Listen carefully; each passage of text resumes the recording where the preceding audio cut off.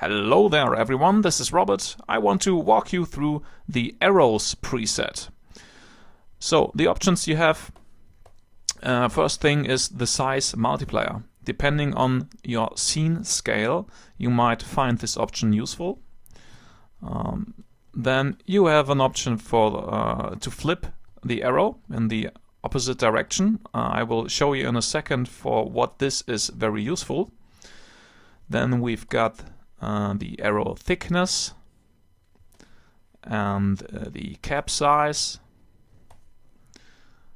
Then we've got some sliders to control the points of the arrow. So this is where you create the different shapes of your arrow. So you can control the head points, the tip, the head points, the tail points. This is the inner point. The tail length can be adjusted as well, like so. And we have also the tail outer height options, like so. Let me quickly reset these values to default. There we go.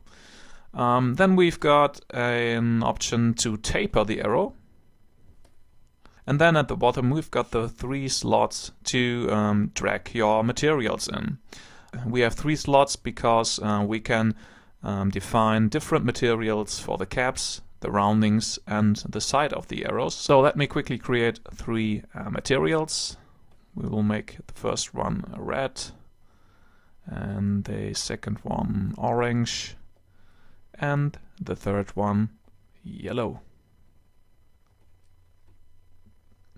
Okay, let's go into the options again, into the controls, and then let's start dragging our materials. So this is the cap material, the rounding and the side.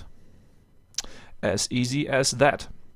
Well, what if you just want to have one single material for the whole arrow? Well, you don't have to drag the same material into these 3 slots. Let me reset to default. What you can do instead is just drag one of your materials onto the arrow presets null object, like that, and then just enable this switch here. Don't use material fields. So by that you can assign just one single material to the whole arrow instead of using these 3 slots here. So the last thing I would like to show you is what good this flip direction switch is for. So let's reset to default. And then I will create a MoGraph cloner object, put our preset in there, and for example set the cloner to grid. And then let's scale the arrow down. There we go. And now let's create a target object, like this sphere for example. And to the cloner we will add the target effector. And into the target object field we can now drag the sphere, and you see that the arrows always point towards the sphere, which is nice. So you can now use this flip direction switch to let the arrows point away from the object, like in an infographic for example. Alright, that's the arrows preset. Thanks for watching and bye.